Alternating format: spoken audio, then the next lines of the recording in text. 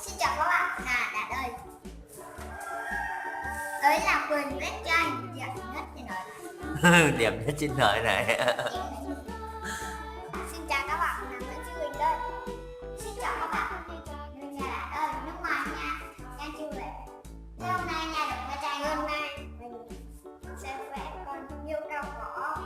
Con gì đây Đạt? Con hươu cao cỏ. Con hươu hay là con ngựa đây? Con hươu cao cỏ. Nào. Sắc màu ấy, sắc màu. Nhưng mà cái ngứa cũng sắc màu luôn. Con chim thì mỗi màu vàng thôi.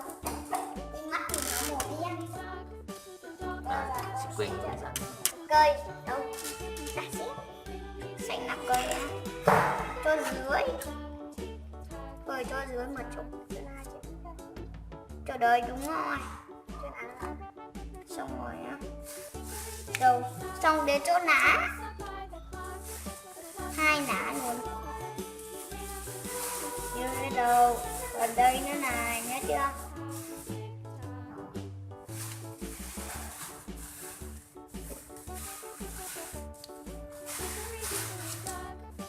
Ui, cái này vẽ tranh nâu lắm.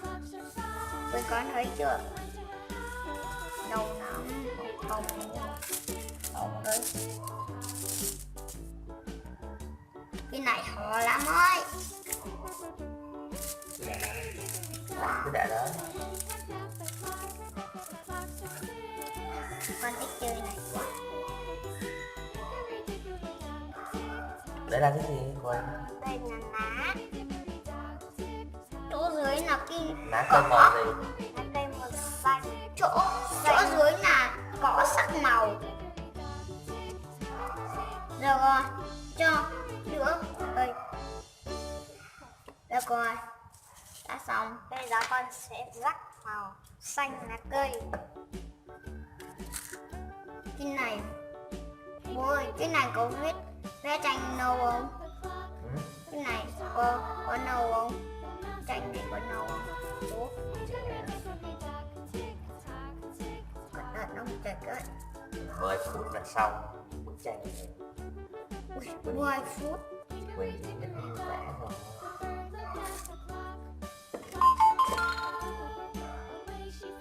Có nhiều này không? Có nhiều không? Thế nhà về nhà có được vẽ tranh không? Có.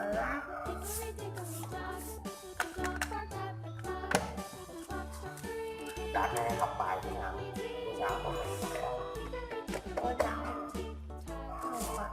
Cô giáo bây giờ con sẽ chọn màu vàng của chim.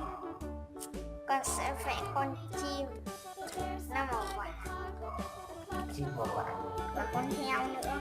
Heo đâu? Con heo đây. Đâu con heo đâu? Chim mồm. Đấy là con gì nhỉ? Con quý đó. Con hươu á? Và cho cái chấm con hươu. Con hươu cao Hươu cỏ. cao cỏ. Nghĩ để khó nói chẳng biết. Này con sẽ viết chỗ mồm của con hươu cao cỏ. Đúng. Chỗ này là chấm căn. Khăn nhiều màu sắc. Tức là năm sau nó mua được, sao nó có tiền, tức là người ta mua xong đưa cho con cậu, xong buộc cho con cao hiểu. chắc là người ta nào tên hết rồi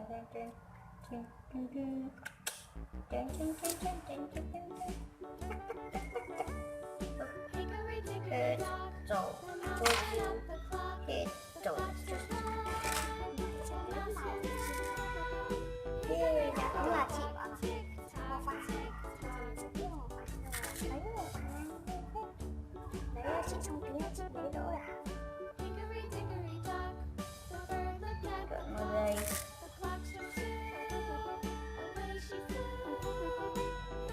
Bắt đầu chọn một giây.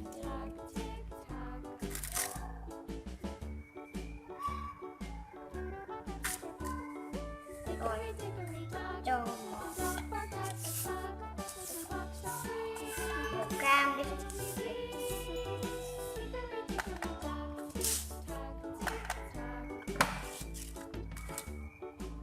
vàng. Và Chọn màu gì? bắt đầu màu cam. Cam ở dưới. Bây giờ con sẽ chọn màu cam. Hồng. Hồng đi.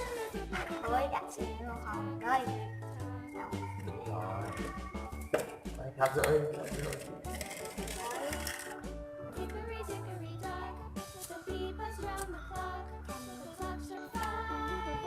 Đoạn này cô giáo cho viết bài gì?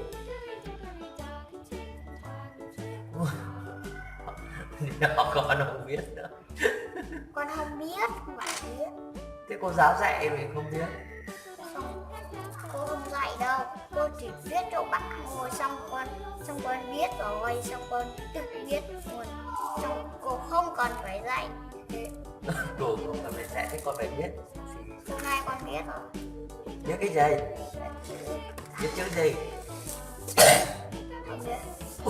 Biết chữ gì không biết. Đi học ấy mình Chọn một giấy. chỉ có chơi là giỏi thôi. Nào. Bắt đầu con chọn một giấy.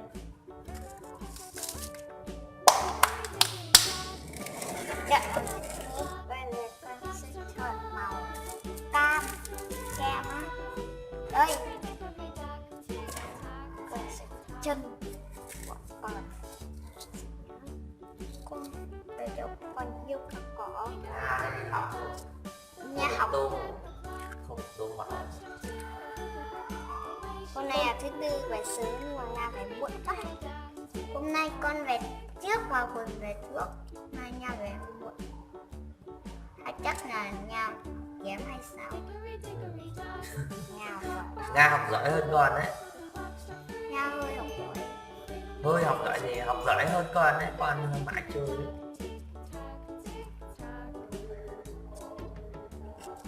Nhưng mà Nga học giỏi rồi không được về. Lớp dạy, cô giáo dạy Giáo lại lâu quá. Đấy là cũng quên học cô viết tiếp nhé. Để ai chào. Bên cạnh